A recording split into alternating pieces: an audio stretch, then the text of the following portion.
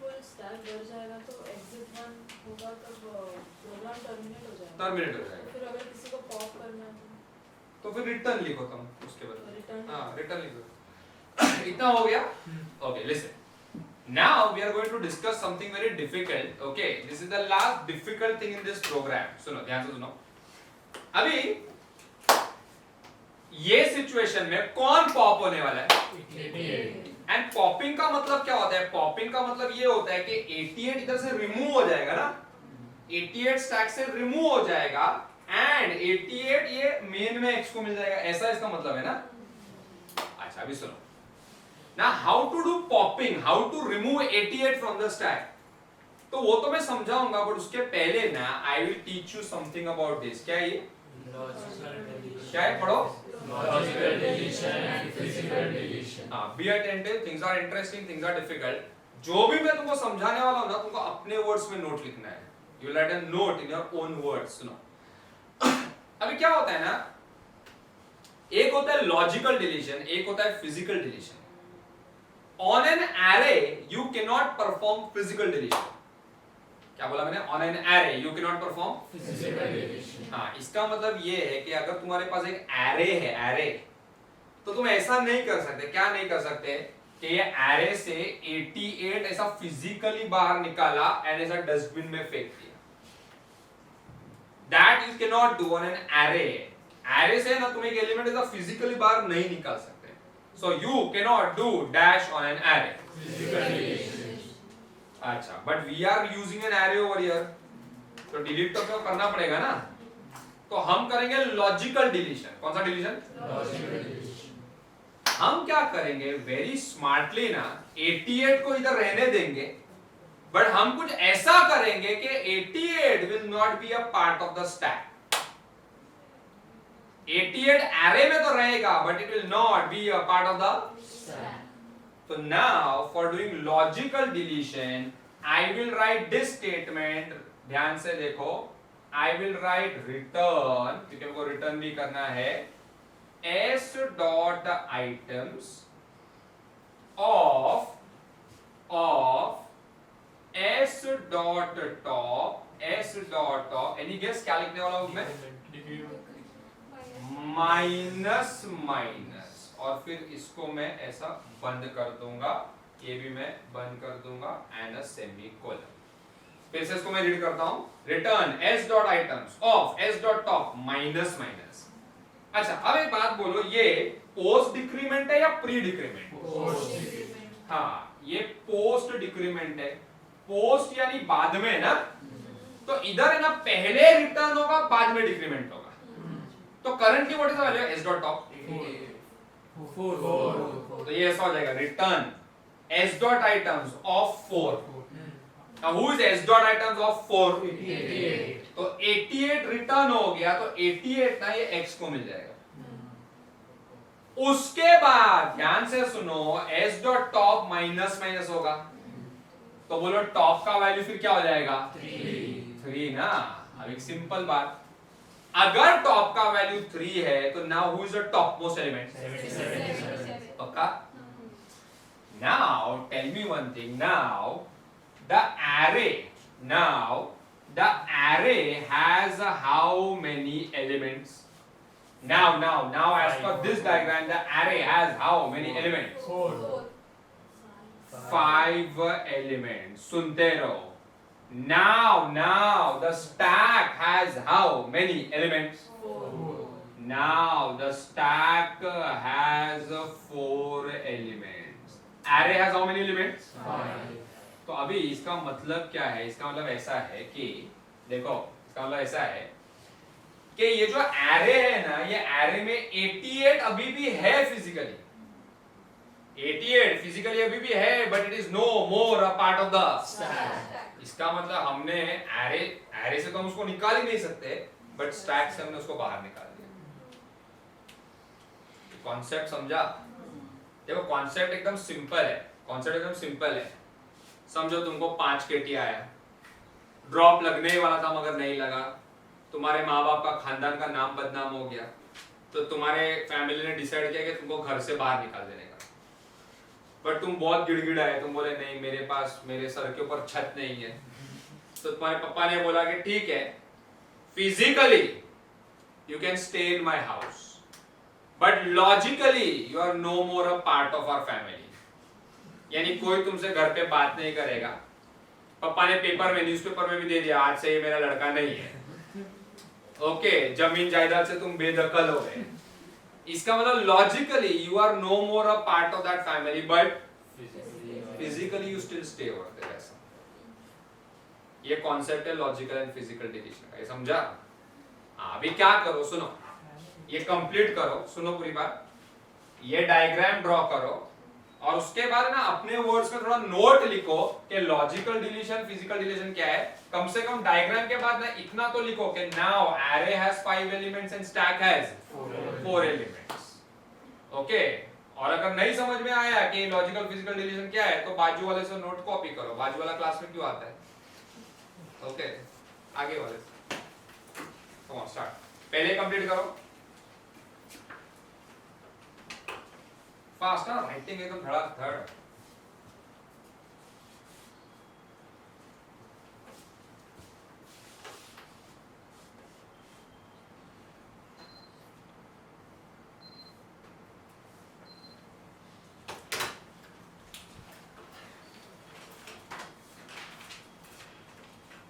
Quick धड़ाधड़।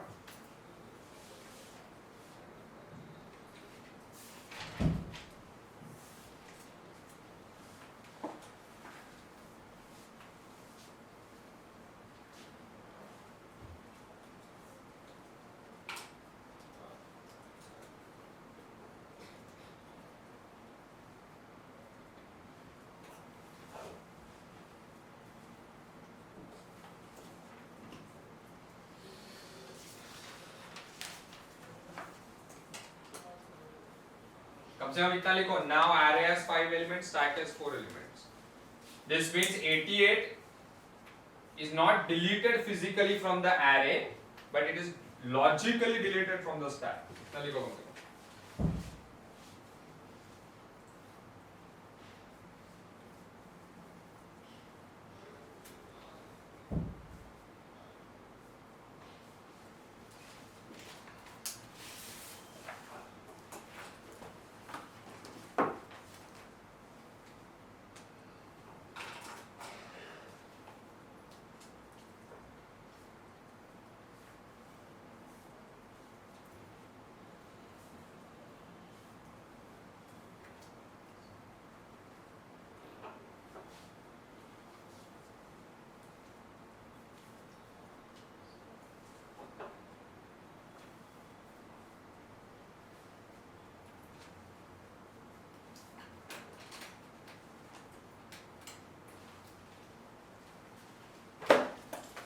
हो गया?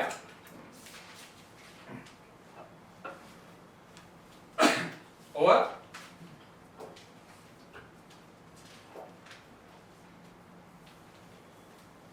This done? ठीक है, सुनो। अभी जो नेक्स्ट फंक्शन है ना उसका नाम है स्टैक टॉप। क्या नाम है उसका? स्टैक टॉप, ठीक है। तो उसका फंक्शन कॉल ऐसा होता है, देखो x equal to stack top, बस ऐसा। पहले स्टैक टॉप को कभी कभी बोलते हैं पीक। क्या बोलते हैं? P-E-E-K, okay, alright, double E. अच्छा, फंक्शन स्टैक टॉप क्या करता है, याद करो, बोलो क्या करेगा? It simply gives you the topmost element of the stack without removing it. इसका मतलब ये जो फंक्शन कॉल है ना, समझो, ये देखो, समझो स्टैक है ना ऐसा दिखता है। Who is the topmost element? तुमने ये लिखा तो x का वैल्यू और 88 निकल जाएगा? नहीं। समझो तुमने ये दूसरी बार लिखा फिर भी 88 रहेगा। ये समझा? अभी थोड़ा ध्यान दोगे तो रियलाइज करोगे स्टैक टॉप का फॉर्मेट एंड पॉप का फॉर्मेट एक ही है ना? आया ना? तो देखो इसका फर्स्ट टाइम भी ऑलमोस्ट ऐसे ही रहेगा। देखो इंट, क्या लिखूं मैं? Stack top. इंट इसीलिए क्योंकि ये टॉप मोस्ट एलिमेंट को रिटर्न करने वाला है, बराबर? ध्यान दो, ये भी चेक करेगा whether the stack is empty. अगर एम्प्टी है तो तुम सिर्फ इतना लिखोगे प्रिंट एफ स्टैक अंडरफ्लो, तुम कैन नॉट पॉप मत लिखो। क्या नहीं लिखो? क्योंकि तुमको पॉपिंग करने का ही नहीं है। फिर एक गेट सी एग्जिट 1 हो गया। Any doubts? उसके बाद सुनो, ये जो स्टेटमेंट है ना, इसमें से रिटर्न निकाल दो, बाकी सब माइनस माइनस सब ऐसे ही रहेगा। रिटर्न रहेगा क्या? क्योंकि तुमको एलिमेंट रिटर्न करने का है ना। माइनस माइनस रहेगा नहीं। See if you are very attentive ना, this should be very simple for you. क्या तुम 2 वर्ड में आंसर कर सकते हो कि पिछले फंक्शन में माइनस माइनस क्या करता था? Logical deletion. क्या करता था? जो तुमको करना है कि नहीं करना है? नहीं करना है, खत्म। समझा? You will get 30 seconds for copying function stack top, इधर से लेके इधर तक, and I'll count 30. Start. 30, 29, 28, 27, 26, 25, 24. अभी मन में printf stack underflow, बस printf stack underflow।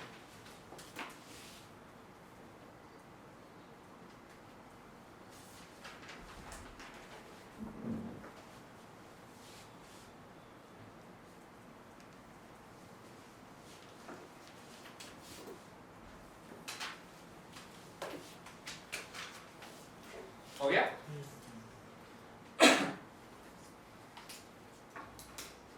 और ठीक है, अभी although not required, we will write one more function जिसका नाम है show, and function show will show the elements of the stack। ठीक है? Now look at the function call and tell me what will be the return type। void। function का नाम show, parenthesis के अंदर। चलो start writing void show, parenthesis में कुछ नहीं, come on start writing।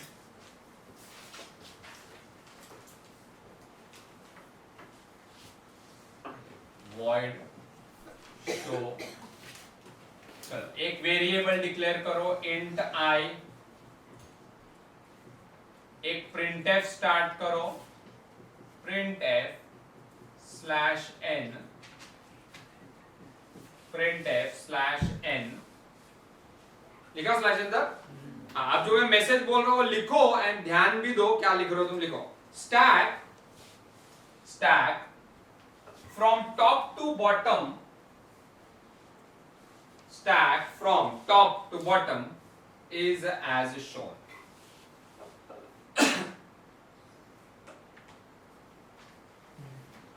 अच्छा, तुमने लिखा stack from top to bottom is as shown ना, तो इसका मतलब अभी सबसे पहले 44 डिस्प्ले होगा, नहीं, तो फिर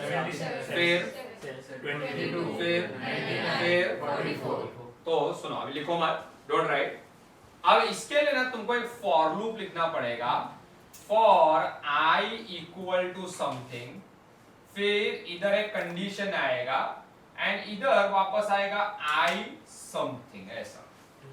बराबर? अच्छा, अभी तुमको सबसे पहले 77 डिस्प्ले करने का है ना।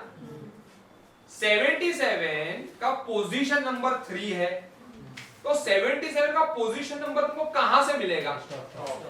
हाँ, टॉप से। तो तुम लिखोगे i इज इक्वल टू, बोलो क्या? s डॉट टॉप, ऐसा। बराबर?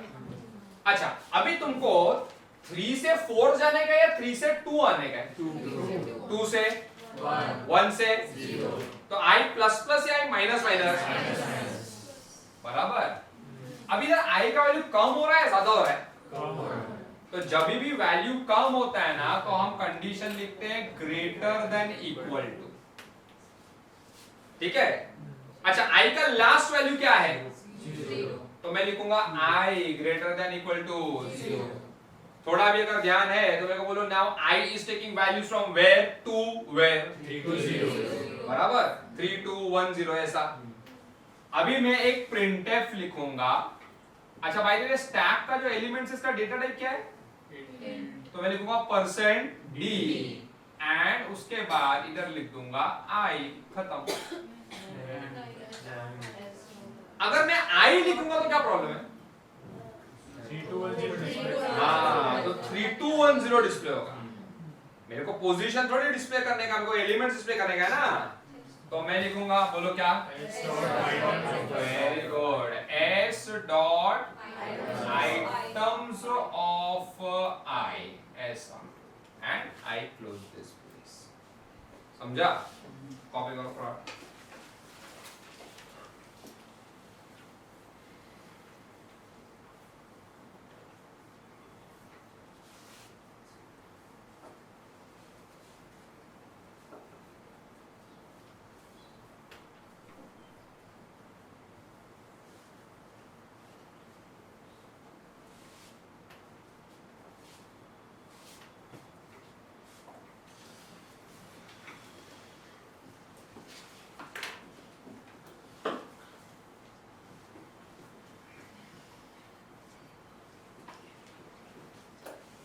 ठीक है।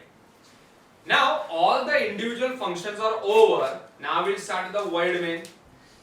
अभी जो void main है ना, पूरे डेटा स्ट्रक्चर्स पूरे सेमिस्टर में ना void main मैं तुमको पहली एंड आखिरी बार सिखाऊंगा। उसका रीजन ये है कि पूरे डेटा स्ट्रक्चर में जितना भी प्रोग्राम है ना, सबका void main will be same, similar.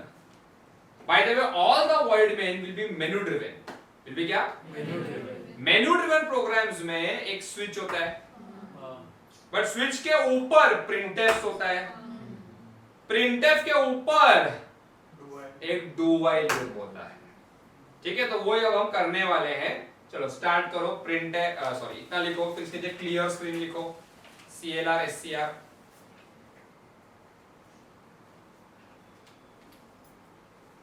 इसके लिए CLR SCR which is optional। देखा? Now there are some statements which we'll write in red color and these red statements are very important। तुम भी इसको कोई अलग कलर में लिखो, ओके? तो जो पहला रेड स्टेटमेंट है वो है s dot top equal to -1। By the way statement क्या करता है? Initialise the stack to empty. उसके बाद डू व्हाइल लूप स्टार्ट करो, printf /n मेनू। चलो printf अभी सब लिखते जाओ। कौन फटाफट कंप्लीट करो चलिए। लिखा printf? चलो इसके लिए एक और printf 4-5 एक printf आएगा, printf /n 1 क्या 1 क्या पुश। मेन्यू ड्रिवन प्रोग्राम कैसे होता है मालूम है ना? चलो अभी सुनो। Next printf 2 pop, next printf 3 stack top, next printf 4 exit. करो इतना, चलो 2 पॉप, शो का जरूरत नहीं है, बताओ आपकी। 3 स्टैक टॉप, 4 एग्जिट, शो का जरूरत नहीं है। Then printf enter your choice.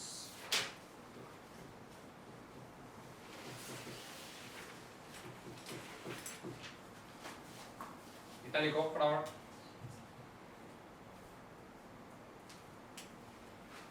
और एक में /n आएगा so that everything comes on a new line। हो गया? अच्छा, डू यू रियलाइज ये कैसे डिस्प्ले होगा? विजुअलाइज कर पा रहे हो? ऐसा सबसे पहले डिस्प्ले का मेनू, उसके नीचे 1 पुश, 2 3 4 एंटर योर चॉइस। फिर भी कर्सर ब्लिंक होगा। अभी अगर यूजर को पुशिंग करने का है तो वो क्या चॉइस देगा? 1। और उसको हम स्टोर करेंगे वेरिएबल ch में। Bye the way ch stands for choice. तो चलो इसके लिए लिखो, कौन सा स्टेटमेंट आएगा? scanf %d &ch। ठीक है? अच्छा, अभी स्कैनफ तुमने चॉइस ले लिया, अब एक लाइन छोड़ो, ऐसे लाइन प्रेजेंटेशन के लिए छोड़ रहे हो, रीजन नहीं है। And now will start with switch. Switch के पैरेंथेसिस में क्या लिखोगे? लिखो, चलो start. Switch CH, switch CH, case 1।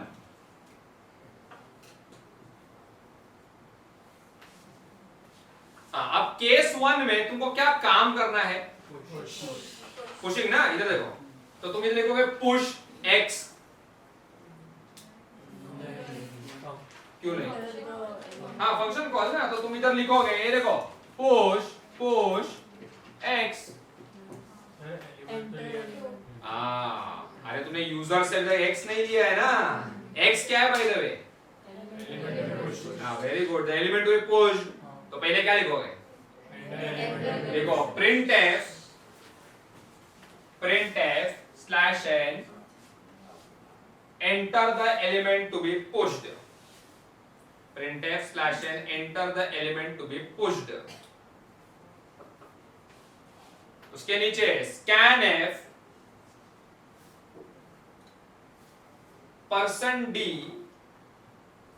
ampersand x, into x में उसको स्टोर कर रहे हो।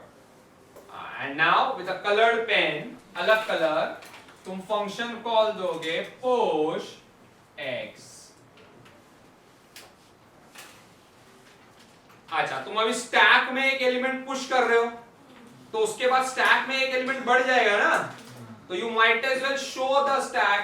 सो now give a call to function show and then you write break. Then start with एक लाइन छोड़ के start with case 2।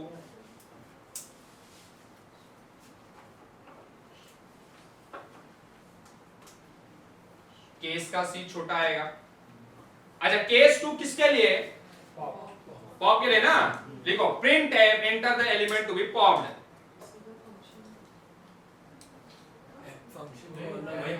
ऐसा लिखोगे क्या? अरे ऐसा लिखोगे ना, वो यूजर तुमको गाली देगा, बोलेगा क्या दगड़ू प्रोग्रामर है, चिकूवाड़ी से आया प्रोग्रामर। ओके, अरे तुमको पॉपिंग करने का है ना, तो तुम यूजर को थोड़ी बोलोगे कि give me the element to be popped. समझा क्या?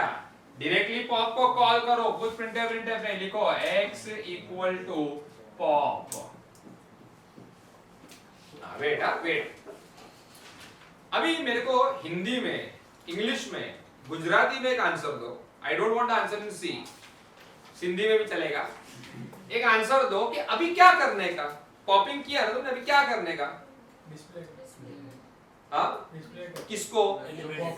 वेरी गुड, इसको बोलते हैं कॉमन सेंस, इसको बोलते हैं लॉजिक। तुमने एक एलिमेंट को पॉप किया, अब तुम उसको यूजर को डिस्प्ले करके बताओ कि भाई मैंने ये एलिमेंट चालू करो। printf slash n, printf slash n,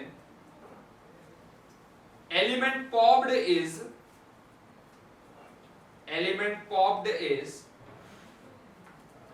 %d। element popped, printf आता है ना लिखने को, element popped is %d, double quotes comma, और उसके बाद कॉमा के बाद x and then close the parenthesis and semicolon। printf आता है ना? अच्छा, अभी तुम पॉप करोगे तो स्टैक से एक एलिमेंट निकल गया ना, तो you might as well show the stack again. तो फिर से शो को कॉल करो एंड फिर से ब्रेक, और उसके बाद केस 3। चलो थोड़ा भी ध्यान है तो बोलो, केस 3 का पहला स्टेटमेंट क्या आएगा? printf enter the element to be stack topped। 3 stack top है ना, लिखो x equal to stack top, बस सीधा फंक्शन कॉल दो।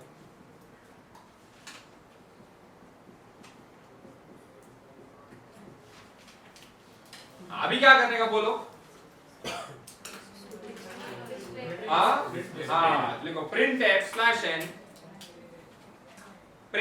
Slash n, topmost element is %d, topmost element is %d, double quotes comma x close the printf.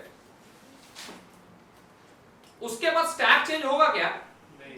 तो वो भी तुम यूजर को दिखा दोगे भाई मैंने स्टैक चेंज, तो कॉल करो शो को एंड ब्रेक।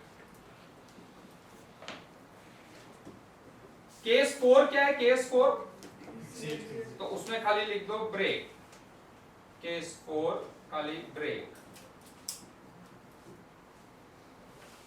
बराबर। ये देखो एंड ऑफ स्विच करो, एंड ऑफ वाइल, एंड इधर आएगा वाइल